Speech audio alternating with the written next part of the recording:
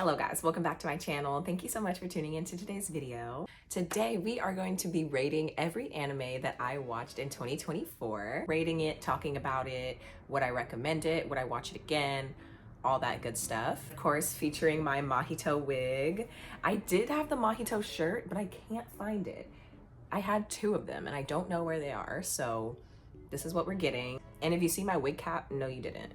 Cause girl, I did not feel like doing a whole install today. Honestly, I don't really have that many on the list. For some reason, I've been really on and off with anime, so I wanna like actually be more consistent, and I wanna make videos like this every once in a while because I definitely love anime and I wanna incorporate it into my channel. So definitely stay tuned for these kind of videos. But anyways, first anime we're gonna talk about is Rent-a-Girlfriend. So I am ashamed to say that I watched the entirety of Rent-a-Girlfriend. I have not read the manga, but I did watch it with my friend Ari, who I run a special effects makeup business with, and part of our job, because we make anime related things, we have to watch, a whole bunch of animes. And honestly, I don't even know which one of us found it, but we watched it. I rate Rent-a-Girlfriend, 5 out of 10. I'm sure there's people who would rate it even less. I probably would rate it less, but from what I understand, I don't know if the main, guy and girl are gonna get together, because apparently like the author, the mangaka, I guess, is like obsessed with Mizuhara. Yeah. So I don't know if the main guy and Mizuhara are gonna get together. Personally, I know a lot of people have this opinion. I don't really care if they get together, and I don't know if I want them to get together, but it is gonna probably happen, so I mean, hey. But as far as the story and stuff, like, the first episode, it actually was intriguing, and I think like the concept of it is what got me. But maybe if the main guy wasn't so annoying, I think I would be a little bit more, because he just sucks, and he's like really annoying and really like just cringy, and like I'm just like, look, I get, we're all down bad sometimes, guys, but why are we getting boners every other day thinking about the girl you like getting like, he would literally be thinking, like, I remember the first episode, which I should have known, guys, but I don't know, the first episode when mommy broke up with him, which we love mommy here. I'm so sorry. She's funny. I don't care. At first I was like, what? Why does she keep trying it? But then looking back, it's like, nah, I see why. Although I do want to know why she started dating him in the first place. I didn't really get that. First episode, he literally thinks about mommy getting like fucked by some other guy, and he's like literally gets a boner from it. And then I'm like, and he beats his meat so much. I think that's another thing that I was just like, okay, we're beating our meat quite a lot. And it's getting a little weird. So the movie's like, part of it was nice when he like made the movie for her, and the grandma scene when her grandma died. Obviously spoilers, guys, I'm sorry. Her grandma died. That was really sad. I was like, okay. But other than like the grandma stuff, and then the random hijinks every now and then, I was just like, I don't know. So that gets a 5 out of 10. I don't know. Let me know what you guys think in the comments about Rent-a-Girlfriend. Honestly, I shouldn't have even watched the whole thing, but why not? Okay, moving on. Next, Blue Lock. Yes, Blue Lock. We love her. Well, I love Blue Lock. I know people make fun of the animation, but I'm gonna be honest, I'm not one of those anime watchers who's like dissecting the animation and stuff, to be honest. Like, I'm not like, oh, well, I can tell the animation changed from this season. Oh, whoa. Like, I'm sorry, girl. I'm just here to watch. I'm here for fun. I'm here for the story. I'm not nitpicking like that, honestly. So that's why I don't really care. I mean, like, yeah, it's like I barely noticed it. Like, I know people are like, oh my God, it's so bad. But like, I don't know. I was watching it and I didn't really notice it that much. Like, I noticed a little bit, but I didn't really notice that much. Maybe, I don't know. Like, I was just too, like, I was into the story. So I don't really care about the animation, so that doesn't change my rating. I give it a 9 out of 10. I either give it a 9 out of 10 or a 10 out of 10, because I gave it a 9 out of 10 on my paper, but then I couldn't think of why I docked a point. So It probably was for the animation, but again, I don't really care. As long as it's, you know, watchable, like I really don't care. But Blue Lock we love. I love the story. I love, you know, my guy Isagi. That's my man's. Add that to the list of my boyfriends. But yeah, love it. I love the whole concept. I loved, you know, how most sports animes are like, yeah, team, yeah, guys, let's work together. And then Blue Lock is literally like, nah, fuck everybody. I'm the main bitch. It's like everybody is trying to be the main character, which I love. I love just like, because it's like, I love Haikyuu, which is very like, come on, guys. And then there's Blue Lock that's like, fuck everybody. Which I actually like. I thought it was honestly a little bit more realistic than you guys would think. For anyone who like didn't play sports in high school and stuff, it can get really, really crazy like that. Like maybe not to the level of, you know, Baro and Isagi, like, you know, literally using each other for goals and tricking each other, you know, maybe not to that like level, but it definitely gets, it's very individualistic. Like I played volleyball, I played pretty much every sport except baseball and swimming, but I know, I'm telling you, it gets very, very nasty. Yeah, like, yeah. So it honestly wasn't even that crazy to me, but yeah, I did love it. We love Blue Lock. I'm waiting for more. I took a picture with an Isagi cutout at Anime Expo, so I love him. Next, we have Angels of Death. I went into Angels of Death thinking it was gonna be this super deep, I don't know, everyone was just being like, guys, Angels of Death, oh my god, it made me rethink everything, made me rethink my whole life.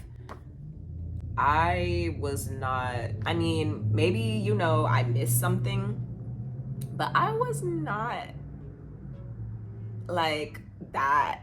Like I was not that moved, guys. Like, I don't know, maybe I missed something, but I don't think I did. I don't know, it just was not, it was good. I'm not saying it was bad. I gave it a 5 out of 10 because I did like the plot. I mean, I liked the story. I liked the idea. But it felt, what was the word I was looking for? At the time when I was watching it, it just felt very like edgelord, I think is what I was looking for. And I don't know if that's like, if I'm the only one who feels that way, but Angels of Death was definitely just giving edgelord to me. I'm so sorry, I'm sorry. The twist at the end was cool though.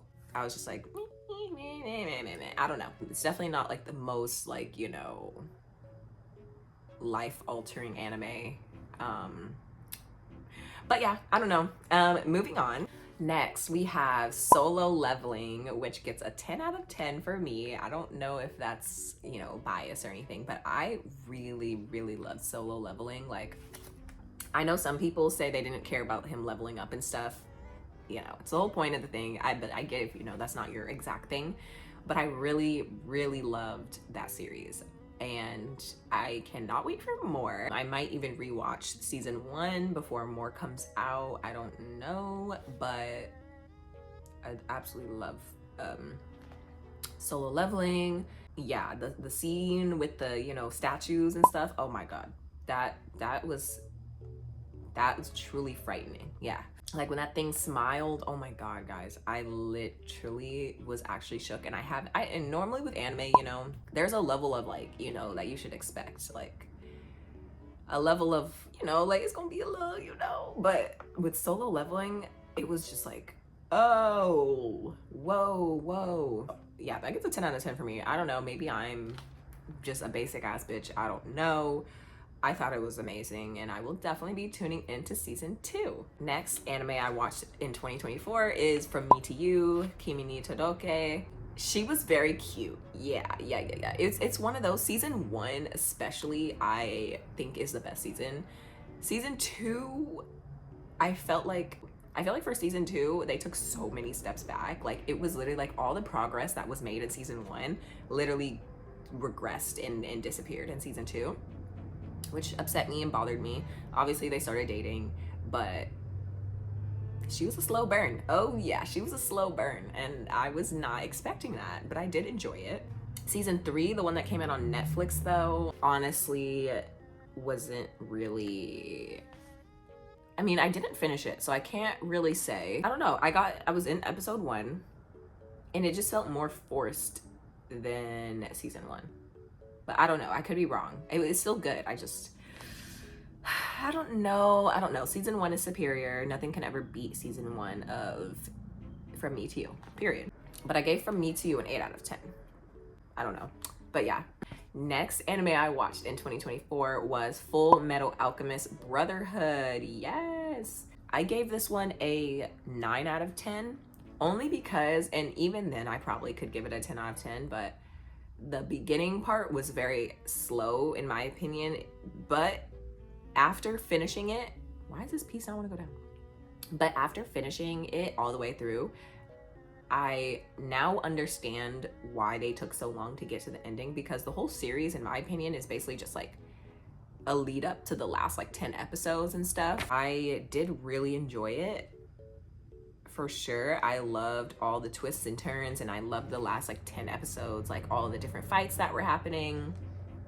I loved the ending. I love a classic happy ending. They definitely like sacrificed for it though. It's not one of those where it's like, oh, they just get handed everything and that's that. I'm happy that Alphonse got his body back. That's my son. He's so cute and adorable. Ed, you know, he gets with Winry at the end. He loses his powers. I thought their version of like God, I guess, I don't know, that like door person thing, I thought that was very cool. Yeah, I like that it reaffirms, like, you know, you can't bring dead people back to life. I feel like that's a very common anime trope, but it is a good thing to, you know and remember, you know, and that you need to grieve and move on and stop trying to, you know. Yeah. Next anime I watched in 2024 was The Devil is a Part-Timer, which, no guys, I'm so sorry. I don't even know if I got recommended that or if I just found it on Crunchyroll. But I also watched this with my friend Ari, and I'm so sorry, but I gave it a 3 out of 10. I am so sorry. It was not good to me. It was actually quite bad in my opinion. I thought the premise, again, was very good. That's the thing with some animes. They will have such a cool idea, and then they'll just, it's not, I don't know. The Devil's a Part-Timer, I gave it 3 out of 10 for many reasons. One, maybe I need to rewatch it, but it got very confusing very fast for me. Like, they were starting to introduce so many different words and things, and I just felt like they never explained it. I just feel like they introduced so many different plot lines and so many different things and names and words and places that they never explained, and I didn't enjoy that. I was so lost on like the last third of the series. I mean, I was glad Amelia's dad was alive, you know. The side characters were okay. Like, I wasn't really feeling the side characters. Like, Amelia was fine, I guess. The next door neighbor girl, she was okay. Honestly, not my favorite cast, not my favorite ensemble.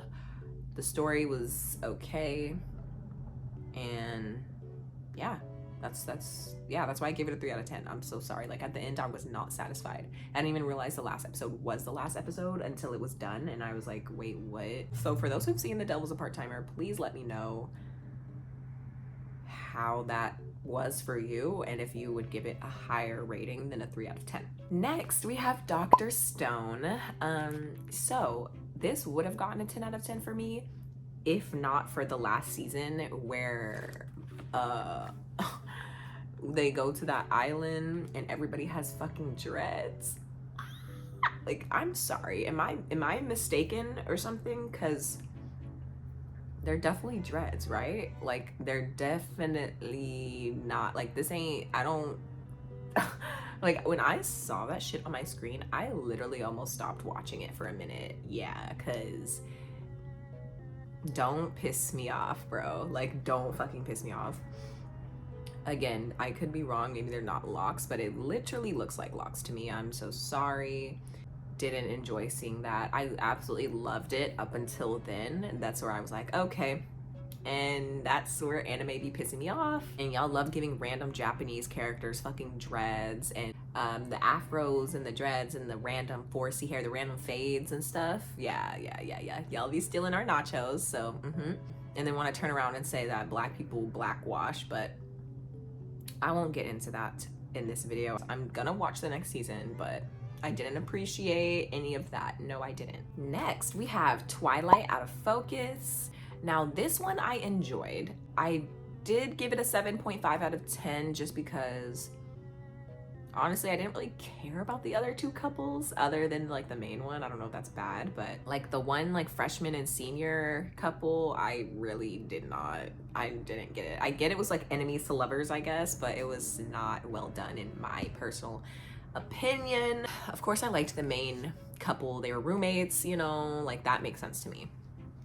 And then the other couple, was it like the two like directors or something? I don't know, child. I really don't know. But yeah, it did dock points. Just, I know like the age gap thing is like a normal thing in anime and high school anime, but like, I don't know, freshman and senior, it's just like, it's fine, I guess, because they only have what, like 3 grades in high school. But I didn't really just like, I don't know, it didn't make sense to me. They didn't really have chemistry. I just didn't get it. It just felt forced. I was just like, what are we doing here? But I thought the story was good. I thought it was cool that they, you know, it was like a film club nerds, because I feel like, you know, they need to get more love, I guess. And I'm sad that Twilight Out of Focus is what made Crunchyroll remove all comments on the website. That really upset me.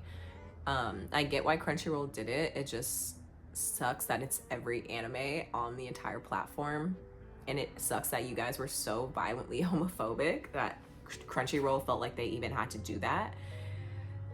So yeah, makes me sad knowing how homophobic people still are, which sucks. Because when I saw that Twilight Out of Focus like first came out and people were choosing to watch it, I guess not knowing that it was a BL anime, and then literally started review bombing, hate bombing, literally saying extremely homophobic shit in the comment section. And yeah, now Crunchyroll has no comments anymore. So thanks, fucking homophobes. You guys suck ass, and you ruined it for the rest of us. So hope you're happy and enjoy rotting in hell. Moving on, we have Horimiya, which I gave an 8 out of 10, mainly because season 2 didn't hit for me. Like, I'm so sorry, but season 2, I was so confused when I watched season 1 and then season 2, and I was like, wait, why did we go back in time? What's happening? And then I found out it's because I guess people, like the people who made Horimiya, weren't expecting it to be so popular, and so they didn't put all the scenes from season 2 into season 1. So then all the extra scenes that got cut from season 1 were episodes in season 2. And I'm just like, why? See, now you done messed up my viewing experience, and now I can't enjoy it. So I don't even think I finished season 2 of Horimiya, honestly. It was because I was just like, I've already seen season 1. I've seen, you know, I've had my closure. I feel good. I really loved it. But I actually thought season 1 was very well done. And yeah, but I didn't finish season 2, so, and I don't think I ever will, unfortunately. Oh, sorry. But yes, Horimiya, 8 out of 10. Next is Given. So I gave Given a 7.9 out of 10 only because of the scene with, you know, Akihiko and stuff, and that whole thing.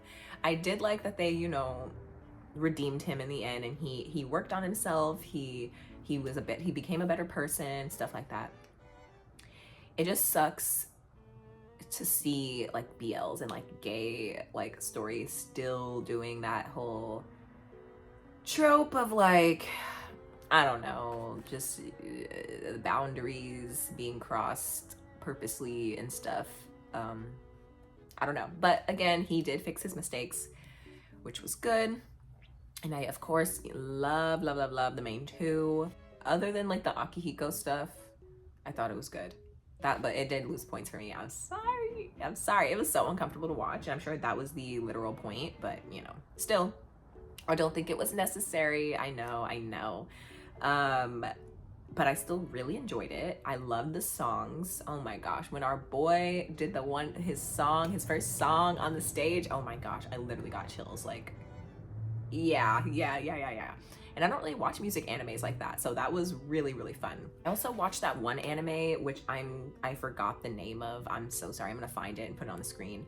But the one where people die and then they go to like the afterlife, and they play the games to see if they go to like hell or reborn. I don't know. What was it? It was literally like the bartender guy.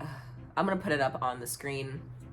But I also watched that, and I honestly didn't think it was that deep. It was kind of how I felt about Angels of Death, mainly because I guess everyone was hyping it up and being like, guys, it's the best. It's you're gonna be rethinking your whole life. You're gonna be, girl, I didn't rethink anything. I literally didn't move. I was just watching it and I was just like, okay, what's the difference between this and any other, like, I don't know. I definitely feel like that one was hyped up. Yeah, that goes in the same category as Angels of Death. It's not that deep. Like, everyone says, oh my god, it was one of the deepest animes. Oh my god, guys, you're gonna just be so. I really wasn't. I don't know. I wasn't as shocked as people said I was gonna be, so I wasn't as moved. I just was like, okay, that's cool. They die and they play a game against each other, and it's like supposed to reveal a human's true nature. But do you know how many animes go through the true human nature fucking trope? Like, girl, I think I know the true human nature, and I think it sucks. From what everyone's telling me, humans suck, and they're gonna revert back to their, problematic ways when they feel like they're gonna die. Okay, cool. Like, that's literally all it is. I don't really feel anything from that. And lastly, we have The Future Diary. So I gave The Future Diary a 6 out of 10, mainly because I was like, okay, some stuff here is not making sense. Some stuff, in my opinion, was very quickly brushed over. Like, okay, for example, now I don't know, this could be just me, being stuck on something I don't need to be stuck on, but in the beginning, when Minane literally blows up the school and the kids and stuff, and then we're cool with her like 2 episodes later, and she's like helping us. I know she's like, going back and forth between her own interests and helping and stuff, and at the end, she has her whole thing where she comes back and stuff, but I was like, she literally like blew up a whole bunch of kids, like and now we're like, which I don't know. I guess I get it, because it's like, sometimes you have to rely on people that you may not want to, just to, get what needs to be done. But I was just like, damn, she really blew up a whole bunch of kids, and now we're just like chill with her. I mean, I don't know if they were chill with her, but like, damn, why'd you blow up all those kids? Like, I know why she blew up all the kids, but it's still like, I don't know. I felt like that was definitely moved on, or like brushed over. Also, I was so confused about like Yuki and I guess I was a little bit like, okay, so are they actually in love, or is this like a sick and twisted like thing, or is this like actual kitty love? Like, I'm so confused. I definitely felt bad for Of course, she got abused very badly as a kid, so it definitely makes sense how she ended up like that. It's just like, I was more confused by Yuki's, like, I was just like, girl, what is, like, we are time traveling. We are jumping to different timelines and dimensions, and we're killing off this person from this dimension, and so that this person can go back to the third world and the second world and the first. Like, I know the story takes place in the second world, but with the first world's and then they go to the third world to like try to take that over or whatever. It just got to a point where I was like, okay, wrap it up, guys. For real, wrap it up. I don't know. It was good. Like, the action was good. There's a lot of like bare titties out. I was like, whoa, guys. Oh my gosh. Good thing like I'm watching this by myself and not with anyone. They're gonna think I'm watching fucking hentai or some shit. Yeah, it was cool. The action was cool. It pissed me off when the police officer decided to, or the investigator guy was like cool, and then he literally was like, nah, just kidding, I'm gonna actually become God. Like, you just said. It's funny how everyone who said they didn't want to become God ended up wanting to in the end, except for I think the lady who ran the orphanage, but I could be wrong. But yeah, and then Yuki ends up becoming God, and then he just sits around for like 10,000 years. And then I found out about the alternate ending, the OVA ending, where Yuno comes back for him and then they end up together. I was like, okay, one, why wasn't this in the original ending? Two, a part of me, okay, at the end when I thought they weren't gonna end up together, I definitely felt like, but then when they ended up together, I also felt, like, I don't know. I don't know. I don't think there was anything that story could have done for me that would have made me 100% happy with the ending. So I don't know. But yeah, let me know you guys' thoughts on the Future Diary, because I know it's like an older one, but I'm still like, what do you guys think? Like, I don't know. I don't really have people to talk to about the animes I watch. So I'm kind of just, here with my own thoughts, and sometimes I watch like a YouTube video about the animes I just finished.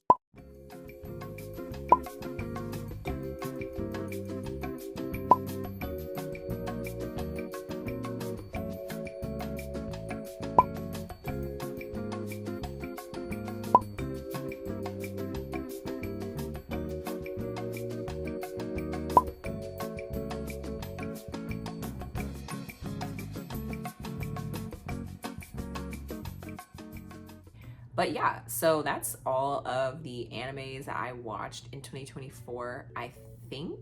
I also did start Sword Art Online, but I didn't finish it. It honestly got so boring to me. I don't know. Maybe I'll force myself to finish that this year. But yeah, Sword Art Online, I couldn't do it all. But literally, after they left, I got to the point where after they left the game, when they killed the creator of the game, and then the one girl's in the coma, and then the guy's trying to marry her off or something, I don't really know. But yeah, so that is pretty much every anime I watched in 2024. I think I could be missing some, but it's fine. This is like the main bulk of it, I feel like. For those who saw my anime recommendations video, I'm gonna be doing a follow-up video on that where I watch everything that you guys recommended me, so that will be really fun, and keep an eye out for that. Oh, if you made it to the end, leave a blue heart just so I know who all makes it to the end. And yeah, thank you guys so much for watching, and don't forget to like, comment, and subscribe, and I'll see you guys in the next one. Bye.